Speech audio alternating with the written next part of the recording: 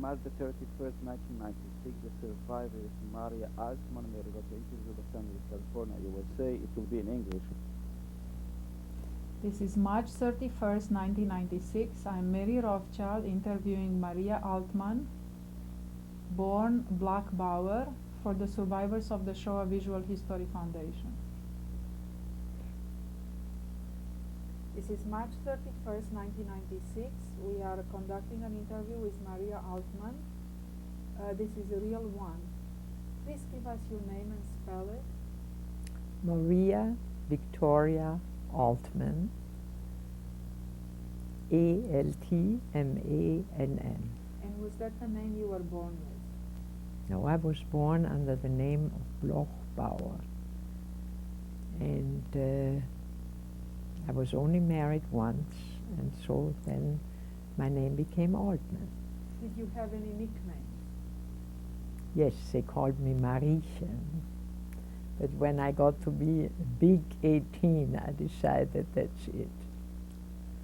And so it's Maria. What were your parents' names? My father was Gustav, and my mother her name was Teddy, but the actual name was Teresa. How many siblings did you have, and what were their names? My brothers, I had 3 brothers by the name of Karl, Robert, and Poldi, and my sister is Louise. The only one alive is Louise. What is your birthday? My birthday is February 18, 1916. Where were you born? I was born in Vienna, Austria. What do you remember about your life at home before the war started? I had a very good life. My parents were fortunate enough to be very well off, which changed all afterwards. And I had a governess up to the time I was married. And I was very sheltered. I was the youngest. My oldest brother was 15 years older. And I went to school. I went to balls, so-called Hausbälle, and I studied. I never worked in Vienna because by the time I finished my studies, we had to escape and leave. What kind of house were you raised in? Can you describe it? I was not raised in a house. I was raised in a very large apartment filled with antiques and beautiful furniture. And that might be interesting. In the summer, we were very often in Czechoslovakia in a castle. It was called a castle, which my uncle owned, my uncle and aunt, and that was taken over by Heydrich, the hangman. And everything that was in there was taken by the Germans. And he was murdered when he left that place to go to Lidice. He was murdered, and that was right 20 minutes from the place where we used to spend our summers. What do you remember about your father? My father was the kindest and sweetest man. And though he was 56, 54 when I was born, I never felt I had an old father. And he was very gentle, loved music, lived for music. And by the time I remember, he didn't work anymore. He spent all his time in antique shops, collected very valuable art. And a lot of those arts, paintings and everything was taken by the Germans when they invaded Austria. How did he make a living? My father? It's an interesting question because I never saw him work. But he he was a lawyer until he was about 55. And my uncle, my father's brother, who married my mother's sister, that's a Klimt portrait over there. He was the one that was working, and my family was in the sugar refineries of Austria, which was also all taken over by the Nazis afterwards. And that's where his money came from. My father's money came from. He had an income from those industries. What do you remember about your mother? My mother never worked. She was very spoiled, which was admirably all changed when times changed for her. And she went from a staff of 5 servants to doing everything herself. And she was just one of those typical ladies of Vienna who actually did nothing but entertain and saw to it that their children got a good education. How was your relationship with your mother? Very good. When I was young, I loved my governess more than my mother. But afterwards, it became much more intimate, actually, after I got married, and we were both in another country. While I was a girl, I wouldn't say that I had a very close relationship with. She was very strict, and though I was a very good girl, I wouldn't say I had a very close relationship. It came afterwards. I was closer to my father. Were your parents religious? I beg your pardon? Were your parents religious? They were religious in the sense that it was more of a tradition with them than, I would say, religious as people are religious here, Jewish people. They observed the Yom Kippur, but as far as the other holidays go, I think they were more assimilated than, for instance, the family of my husband, who were much more religious than my family. Did they observe any Jewish holidays? Yes, on Yom Kippur, my mother fasted, and my father was there in top hat and cutaway, very formal. And we were in a temple where the ladies were upstairs and the men were downstairs. And my father sat next to the brothers Rothschild. And that is really the only holiday I remember distinctly that they observed. What fond memories do you have of your childhood?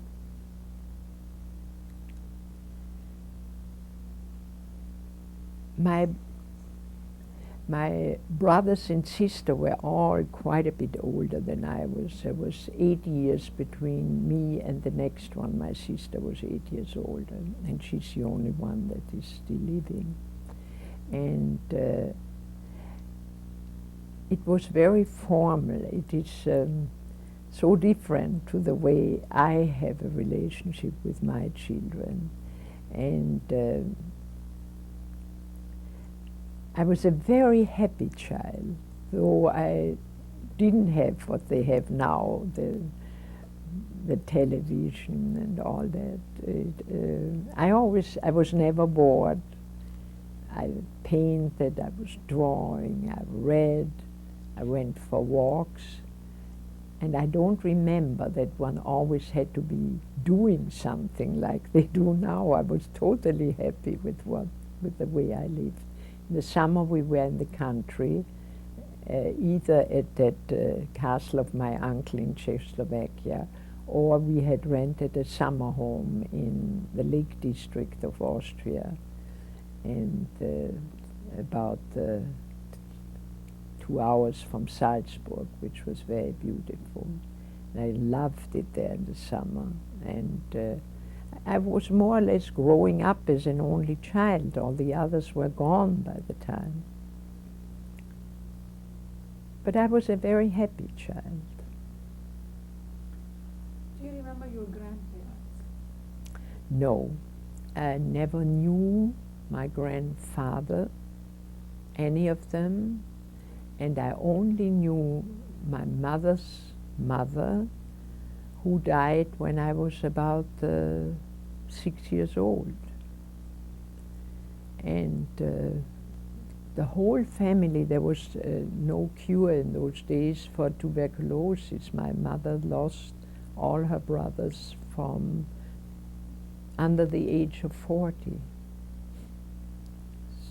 So, and my father, who was so much older, the only person of his family I remember was his sister, who was unfortunately the only member in either family that died in Theresienstadt. She was a blind old woman whom they took and sent her to the camp. But otherwise, fortunately, nobody in the family was hurt. What do you remember of your adolescence in Vienna? What do you remember of your adolescence in Vienna? Well, as I said before, I went to all sorts of big social functions, so-called bälle, balls, and I always had to have a brother of mine going with me because my mother didn't trust me. She could have. And it was very different to the adolescence that you see now. And it was very easy to grow up because I had lots of friends, and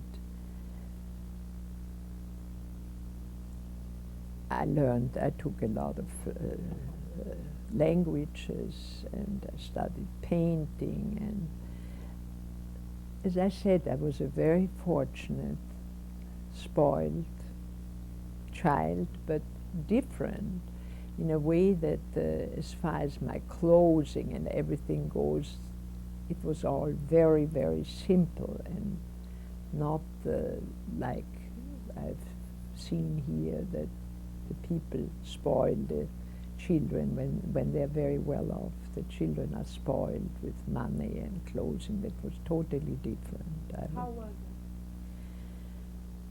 I wore ugly clothes and had only about like 50 cents a week was my pocket money. And for that I'm extremely grateful to my mother, because had I not been born, had I not been raised in this very, very simple way, I couldn't have coped with my life afterwards, because when we came to America we lived on $25 a week, and it was easy for me. I loved it. I did everything, because I was never raised in a way I had to do everything myself, though there were servants. What did you do after you finished high school? After I finished high school, I was in England for 2 months to improve my English language. And then I took a university exam for English teaching.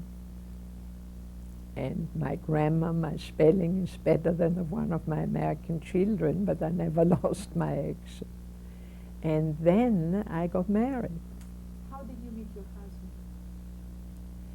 My husband I met because both of our brothers, his and mine, were the amateur golf champions in Vienna. And so they decided they each have a very young sister and a very young brother, and why shouldn't they meet? And so we met, and at first I was not crazy about him, though he was very good looking and very charming. But then there was a musical evening at my parents', and there was a wonderful friend of mine who was an accomplished pianist, who became afterwards in America the accompanist of some great singers. And he sat down and played, and my husband asked him if he could play some Schubert songs.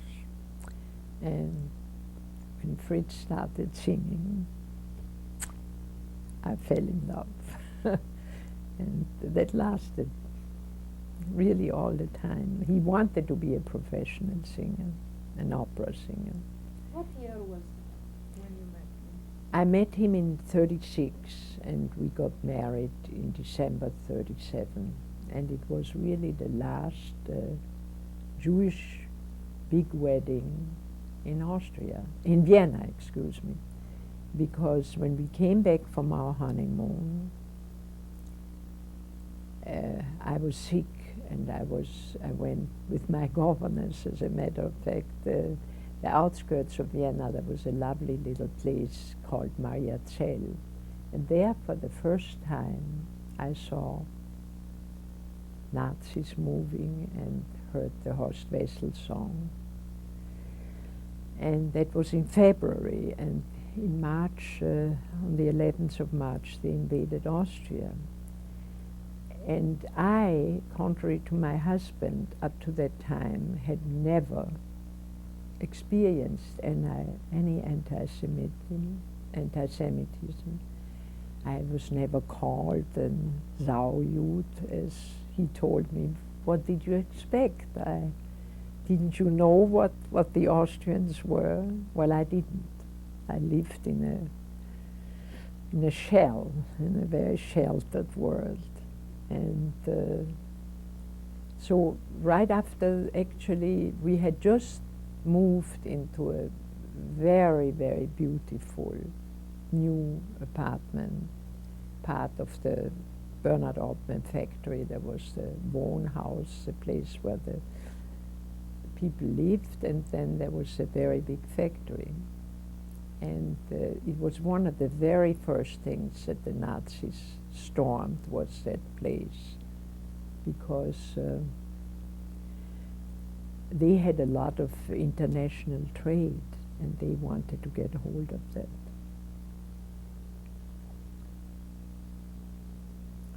What So, year was that? well, that was, they invaded Austria the troops marched into Vienna March 11th. And they came to us beginning of April. They came and asked for my jewelry. And Okay. it was a man by the name of Landau, which is actually a Jewish name. I don't know whether that was his real name or whether and he was part of the Gestapo.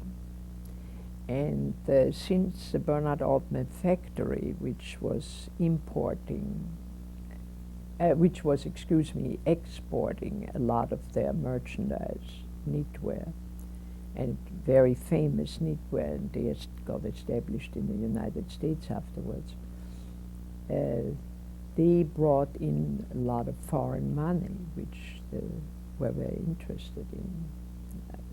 German money, Swiss, English, Danish, French. So this was one of the first places they came to. And first they came and asked for the jewelry. And Where were you that day?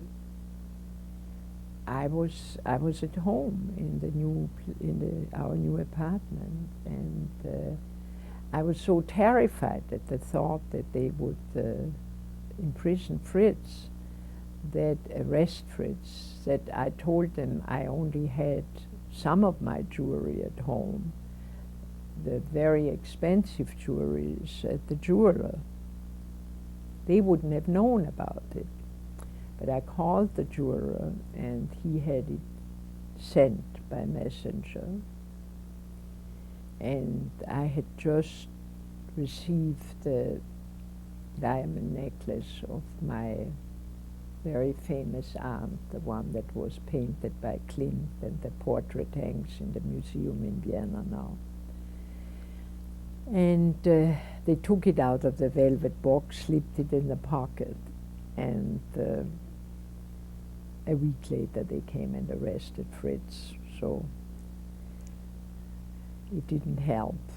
And they arrested Fritz at the time, not so much that because he was Jewish, but they wanted him as a hostage for the Bernhard Altmann factory. So, because Bernhard had flown, he had escaped on March 11th in the night. He had walked across the border to Hungary and wrote to all his customers to send the money to Paris, to where he was staying, because they stole the place from him. And so they took Fritz, and at first they said he was in Vienna, and then he was shipped to Dachau with one of the very first transports. He was together with the grandsons of the emperor and with the head of the Vienna Opera. It was one of the very first transports, and it went to Dachau at the end of May '38. Were you home when they picked him up? Yes. Can you describe what happened? Well, you see, this was the very beginning of the Nazi occupation. They were only there months. And at that time, they didn't show any cruelty yet. They were just telling him, we are taking you in for questioning. How many people showed up? Well, I would think it was the man that had taken the jewelry, who in the meantime had taken one of the apartments in the factory. Well, as a matter of fact, he threw us out of that very beautiful new apartment in which we lived 6 weeks. And we got a place downstairs. And there were about 3, I would say. Were they wearing uniform? No, I don't think so. The man that lived in the house was not wearing a uniform, and I don't think that any of them wore a uniform. They were not policemen. And they said they took him in for questioning to one of the local police stations. And then we were told, or he wrote a card, I don't quite remember that he was transferred to the Landesgericht, which was the prison in Vienna. And we were allowed to send food there and postcards. And then on May 27th, we were informed that he was on one of the very first transports to Dachau. What year was this? And that was May 1938. And the people that had taken over the factory were Germans. And they were very polite with me.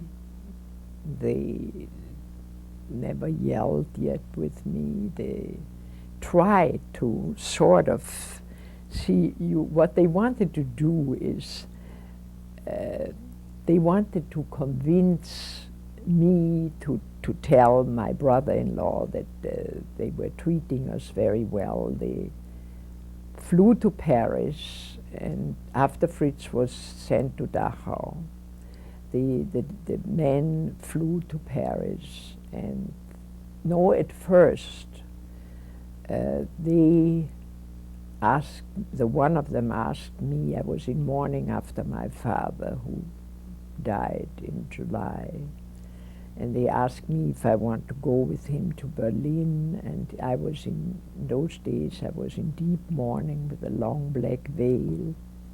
That's what they did in those times.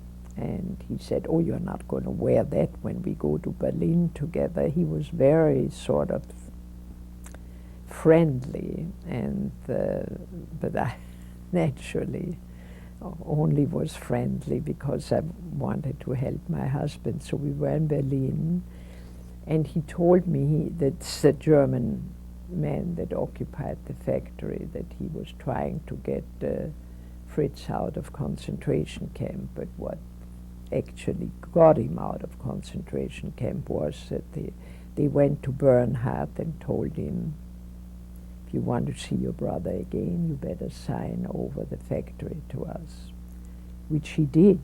And then they sent a Gestapo man to Dachau, and he came back with Fritz, who was shaved and gaunt, though it was only 2 months that he was there.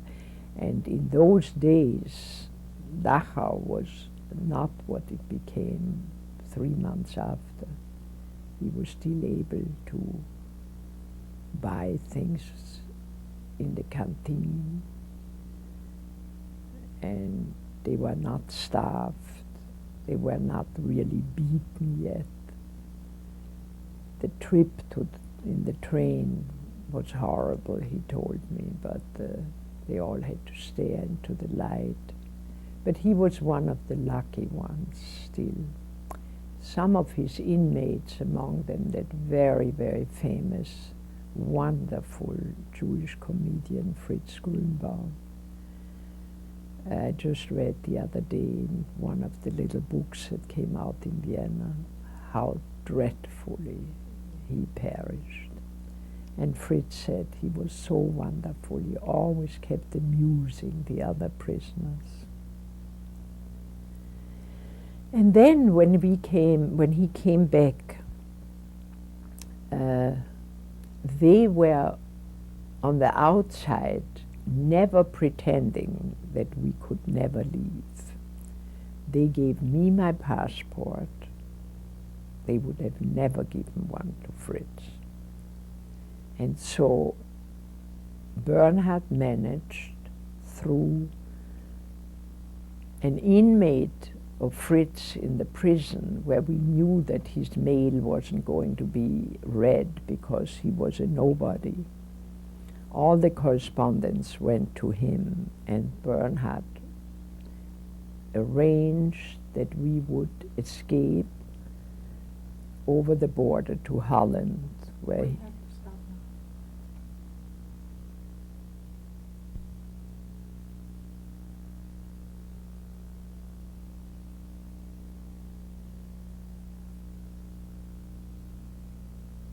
Go ahead.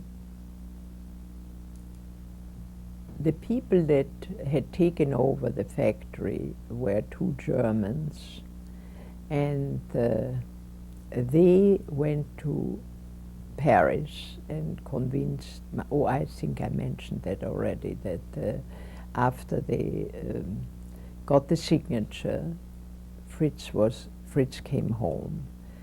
And for a while, I would say a few weeks, there was nothing. We had a housekeeper at the time, but then came, of course, the rule that no Gentile girl was allowed to work in a Jewish home. And there came Yom Kippur, and I had not been a good cook yet at the time, and so Fritz, of course, wanted to fast. And I burned the dinner, then I was so excited that I threw it on the floor, and that was that was my poor husband's first Yom Kippur with me. We knew that they would never let my husband officially out of Vienna. They pretended that they would give him a passport. They would have never done that. So we worked on the way that we could escape with as little knowledge of them as possible. So in the morning, we made two attempts to escape, and they failed, but thank God we were not found out. And at the real last attempt, where we succeeded, we tried it out in a very good way. At the time there was a subway in Vienna which was not as modern as the one they have now, but this was the only way we could find out if we were being followed. We got out several times and saw that nobody followed us. And so we knew that we were not watched when we left the house. Where were you trying to go? Where we were planning to go? Yes. Well, we tried it out with just different ways within Vienna to see if we were being followed. But the orders that Bernhard had given us via this prison inmate of my husband, who brought us the correspondence, because we knew everything that came to us would have been looked through. So we were told that we have to take a plane within Germany to Cologne, where a cousin of Fritz, my husband, was supposed to meet us in front of the dome and take us to Aachen. And from Aachen he was supposed to take us to a Dutch peasant who lived. He took a lot of Catholics and a lot of Jewish people across the border, because he lived exactly at the border of Holland and Austria. Why were you trying to leave Austria? Why we were trying to leave? Well, Fritz was a prisoner in the house. We had no means. We knew that eventually things would get worse. How did you know that? Well, first of all, we knew already what Germany was like, and so we knew this is what's going to be in Austria. And we had not suffered any bodily injury yet, but we could tell from the way, we were treated, and we had just gotten a new car for our wedding, and they came and pushed it out of the garage. They took all my jewelry. So we knew it was a matter of time before they were going to push us around. It was obvious. So we knew we had to escape. And Bernhard knew, Fritz's brother, and all the others were already out. All the other members of the family were out. And in those days, we knew that, like my mother and Fritz's sister, who was still in Vienna, in those days we knew that they did not yet take revenge on the people behind. That came all just a few months later, but in those days we knew. So we never informed my mother that we were escaping, because we didn't want her to lie. We knew they would go to her and question her to find out where we are, but we didn't want her to be forced to lie. So we didn't tell her.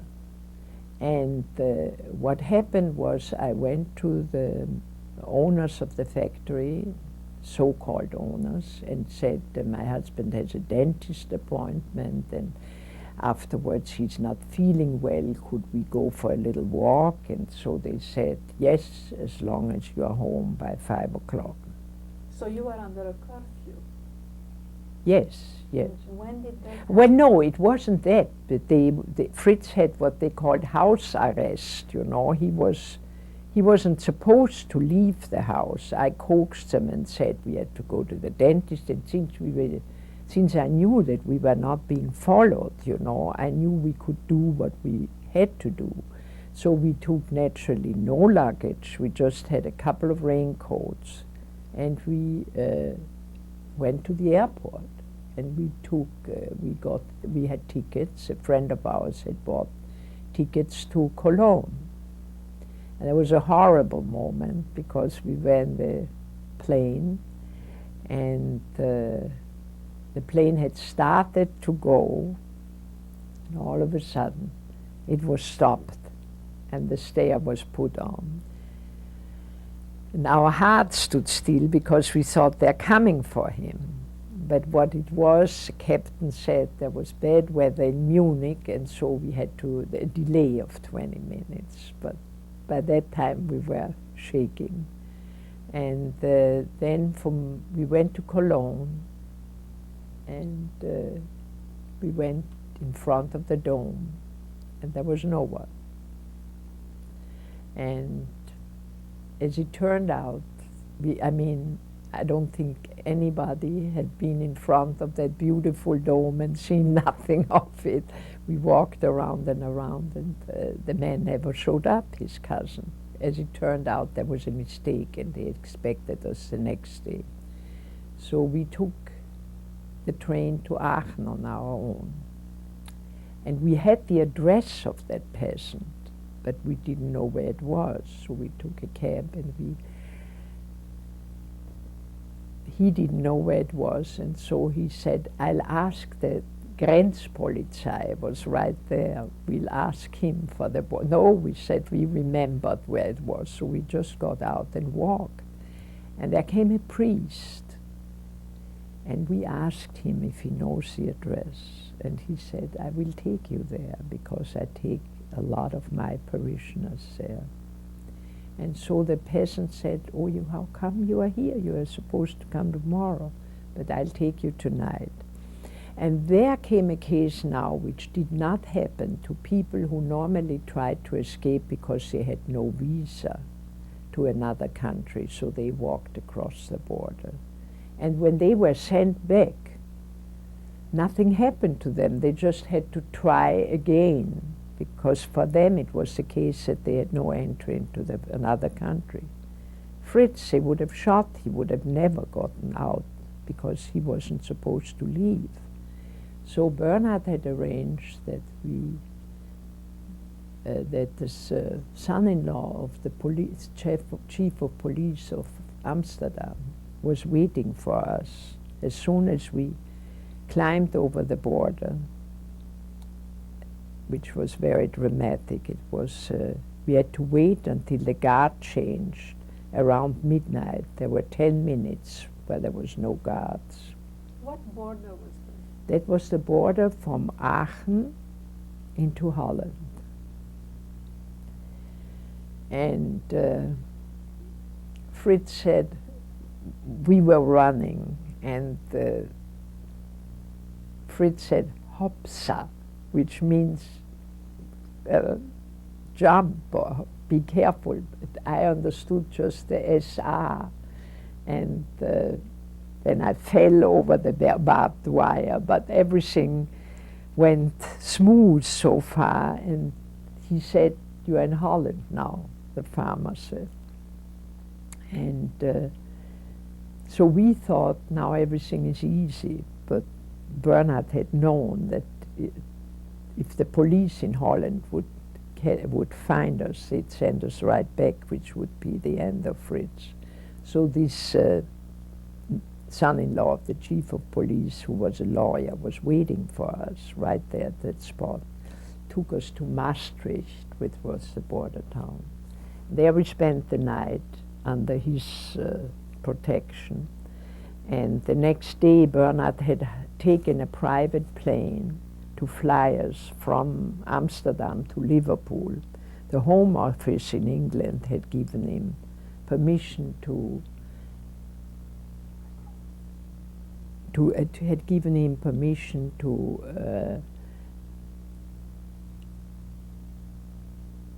have about 20 members of the family in Liverpool it was a destitute area and they wanted works there.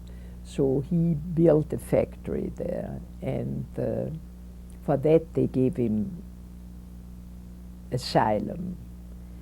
And so we lived in Liverpool until the war was declared from England to Germany, and so all of a sudden the country where we thought we had found asylum, we were enemy aliens, and we would have been sent to a detention camp. But luckily at that time, a man who had visited from America the factory in Vienna had said that he wants to give an affidavit to the young man who had taken him around. He was, of course, a Jew, a wonderful man, and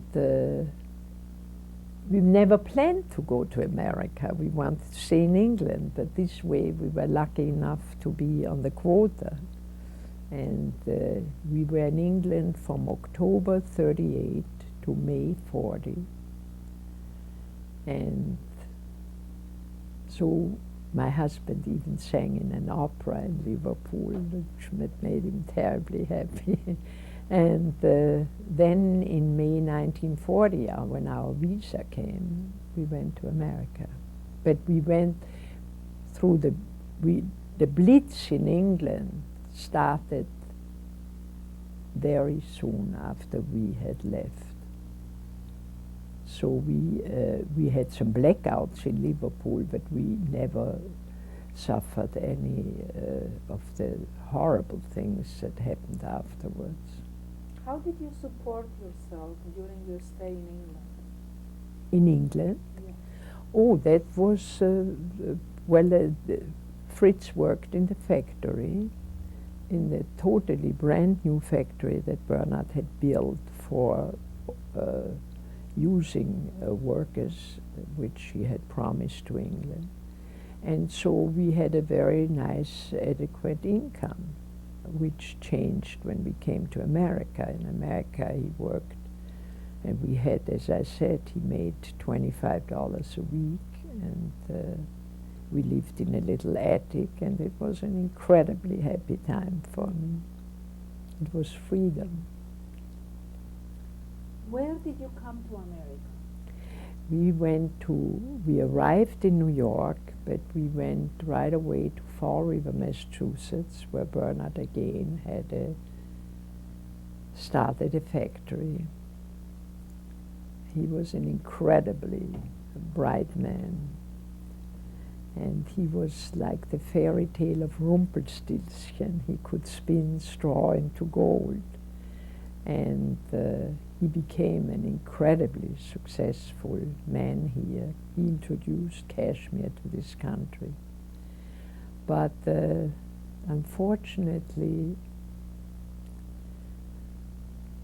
the firm went down. It was, for a while, it was the knitwear line in America, Bernard Altmann. And still to this day, old-timers, when I say my name, say any relation to Bernard Altmann. But he wanted too much, I think. And so the firm closed down in the 50s. When was your first child born? My first child was born after we arrived in America. In Fall River, we lived in a little attic, it was wonderful. It was a terribly shabby place, but I was terribly happy there because it was freedom, and it was, I mean, first it was in our marriage, it was Vienna, where we had only the honeymoon without problems, and then came already the Nazis. Then as soon as we were happy in England came the war, but when we came to America everything was wonderful at first. And my first child was born in Fall River, and we got by beautifully on $25 a week. We paid $5 a week for living, and the rest was food, and we even had a little 1934 Ford convertible. For $100 my husband bought it. What was the name of your first child? Charles Gustav, after our two fathers. And the trouble was, none of my children, now they speak a little bit of German with a very heavy accent, but since he was born in 1940 and the war broke out soon afterwards, we didn't want to talk German with him. It was the enemy language. And so he grew up with English, of course. How many children did you have? Altogether, I'm fortunate enough to have 4 children. 3 boys and a daughter. What are their names? Charles Gustav, he calls himself Chuck.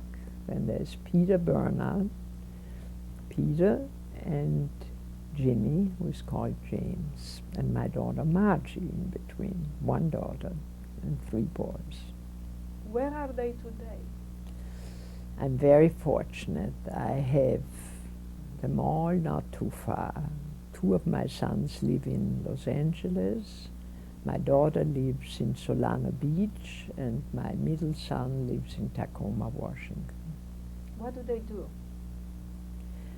My oldest son was 25 years with IBM and is now a computer consultant. My second son works for the, like the RTD here. He's a supervisor with the transport in Tacoma. My youngest son is a contractor, and my daughter is married, has no children. She works in real estate, and her husband is also a contractor. Her husband, whom I love as much as my sons, had a Christian father who converted to Judaism when he met his mother, who was from Russian Jewish descent, and raised all his children in the Jewish religion. My son-in-law had bar mitzvah, and it's very much Jewish-oriented, though his father was American Episcopalian. How long were you married to your husband? 57 years. So many people say, how long have you been married? And I said, 57 years. To the same man. So it was different. When did he die? It will be 2 years next week.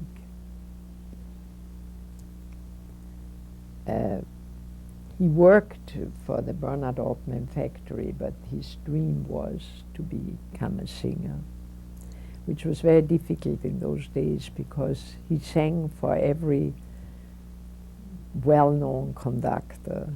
Ormandy used to be a friend of my father, so he sang for him in America, he sang for Leinstock, he sang for Bush. They all told him the same thing.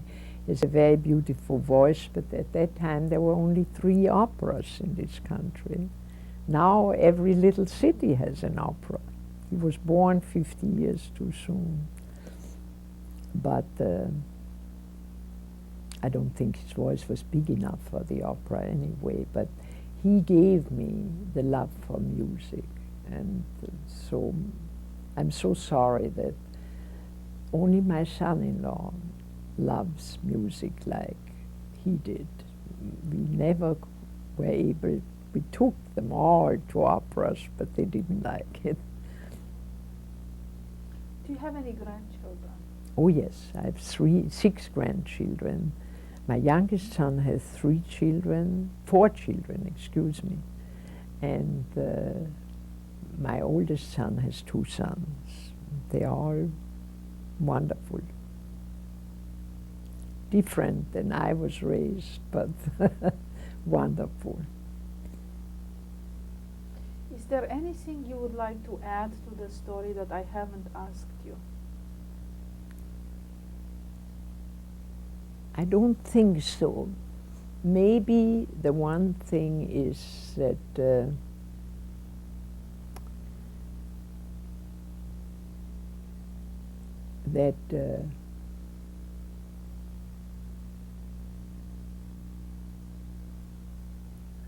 well, actually it has nothing to do with us. It's just that when you ask me about where I spent my summers, and I mentioned that the place in which Heydrich took over, and my aunt, who was the sister of my mother, was a very, very, she had a lot of what was called a salon. She knew a lot of the great people in Vienna, the Strauss and Klimt and Gustav Mahler, and she was painted by Gustav Klimt. And the portrait, what I have over there, is just the poster of the museum in Vienna. She had made a last will which said that it is her wish that the paintings of Klimt would go to the museum in Vienna. She was way ahead of her time. Nobody knew what Klimt would be worth afterwards. And she wanted the paintings to go to the museum in Vienna. And when my oldest brother came to Vienna after the war, he was with the Czechoslovakian army, he was a captain in the army. And he had those paintings in his apartment. Everything was ruined and lost, but the paintings were there in perfect condition. And he honored the wish of my aunt to give them to the museum in Vienna.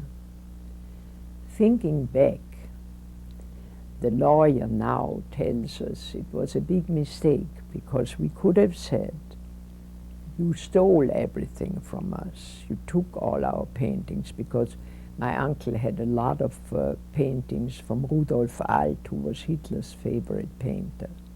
They stole all that. They took all the international china, the jewels. As a matter of fact, my diamond jewelry went to, they found the man who had taken the jewelry afterwards.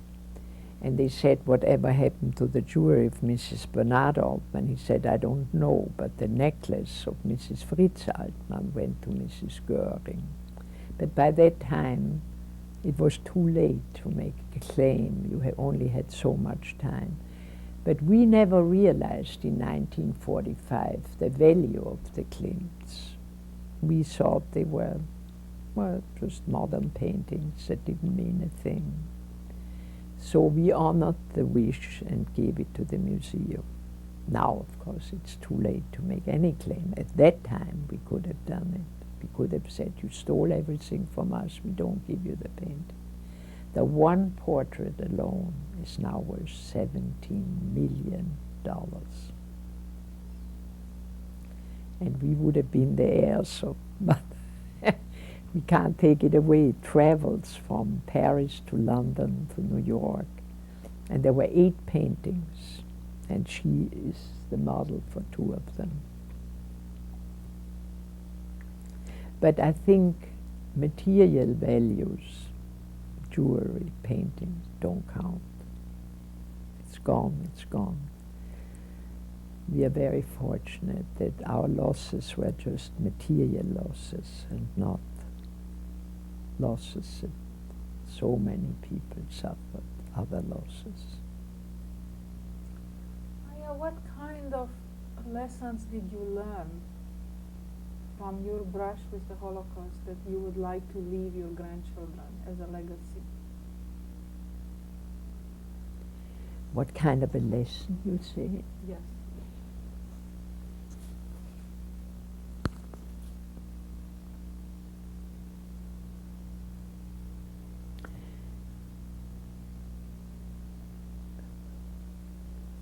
It's a little difficult to say what you mean by lesson.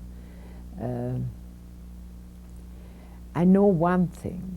My husband said that it was much more difficult in concentration camp for the people who had converted from Judaism to another religion, because they didn't know where they belonged. They were not welcome among the Christians, and they were not welcome among the Jews. So I think to stay with your faith, with your religion, and to believe in what you are doing, and to do the right thing in what you hope is the right thing. I think that's the only way to go, and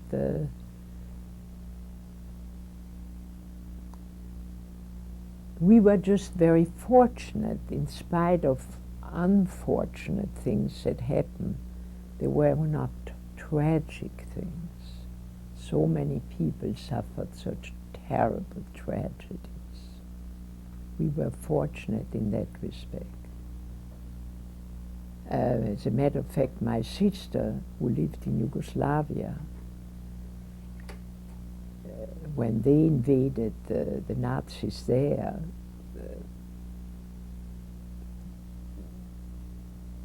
they went through horrible times. The communists executed my brother-in-law then, but under the Nazis they were able to be in hiding, but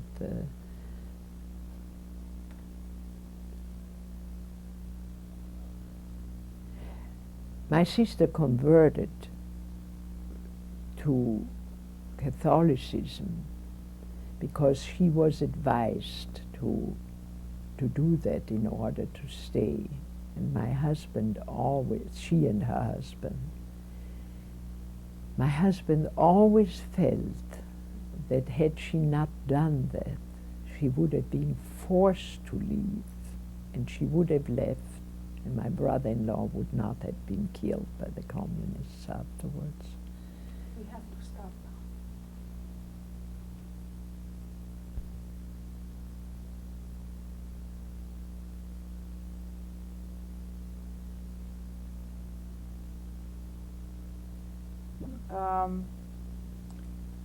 We've come to the end of this interview. Would you like to show us some pictures? I would love to. Thank you very much for your interview. Thank you for asking me.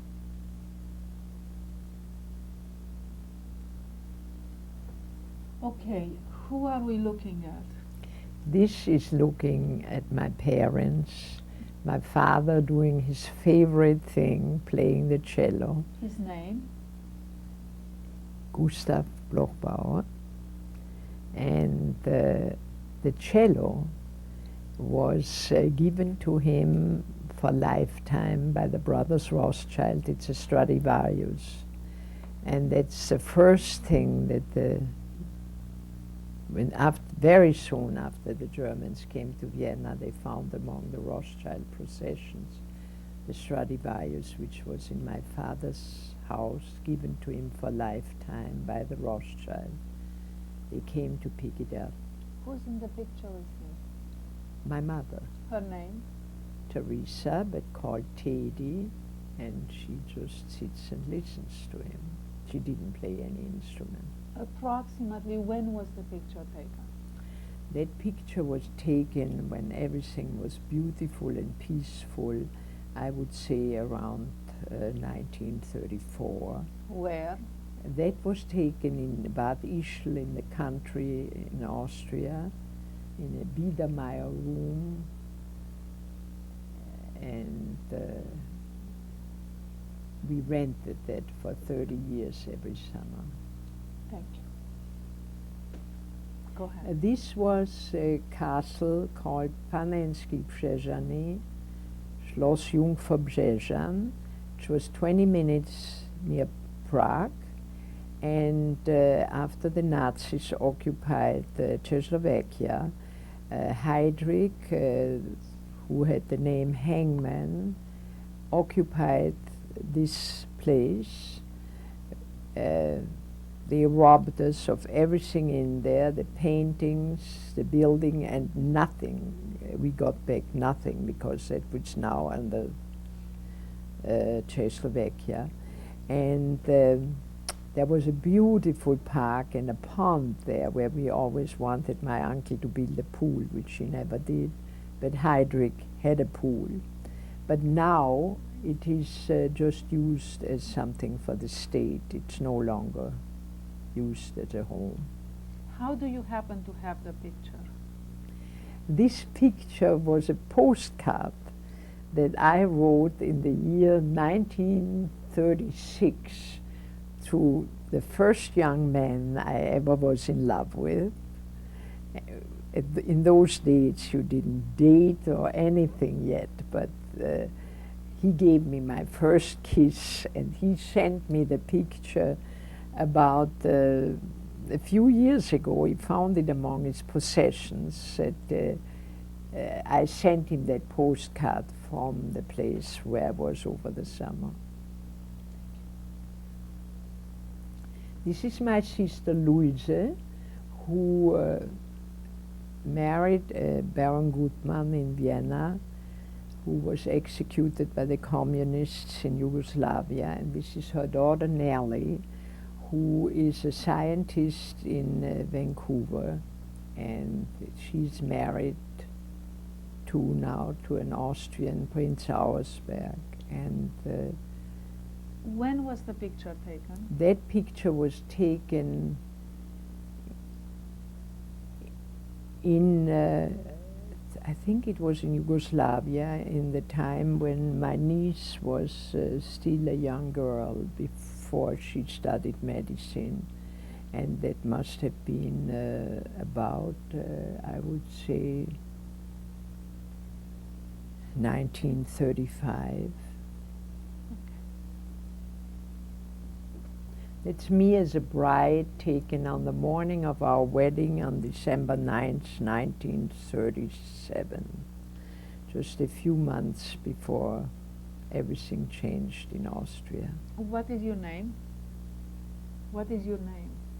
Maria Blochbauer, on that day still, which changed to Altmann a few hours later.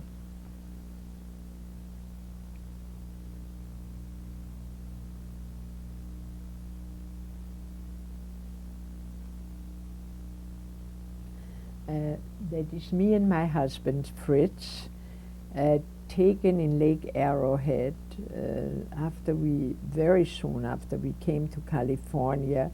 I would say roughly that was about 1943, 44, something like that. And your names? Maria and Fritz Altmann.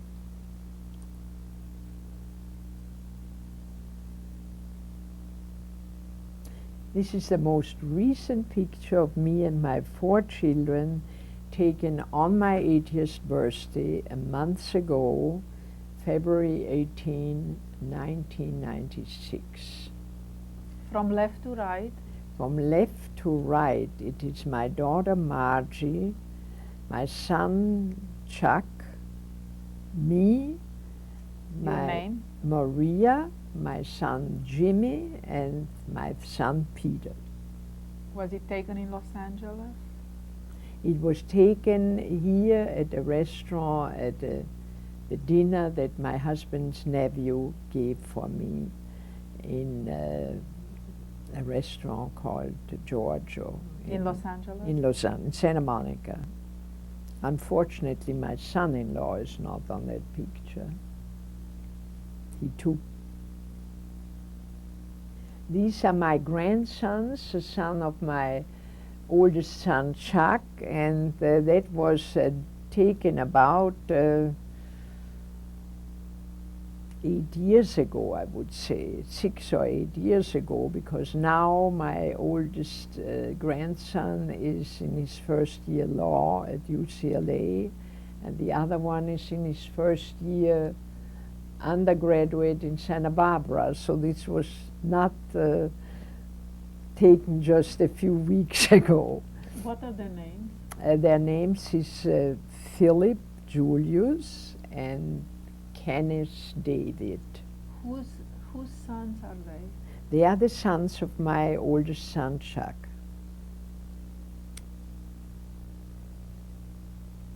This is the oldest son of my youngest son. His name is Garrett, and he's a ski champion, and he's just 18 years old. And the picture was taken? The picture was taken, I think last year. It was a school picture when he was 17. 1995? No, 95, yes. Go ahead. And these are the 3 children of my youngest son, Jim. That is Gregory, the blonde oldest one, then his sister Lana, and his little brother James. When was the picture taken? That picture was taken a year ago, I would say in 1995. In Los Angeles? In Los Angeles, yeah. That is my daughter and son-in-law, Myron Crane, and my daughter Margie Marguerite, skiing in Mammoth. When? What year? Oh, that was taken in 1994. The picture is my aunt, my mother's sister, married to my father's brother, Adele Blochbauer, painted by Gustav Klimt. And that was the poster for the exhibit Time and Remembrance in Vienna about 1992.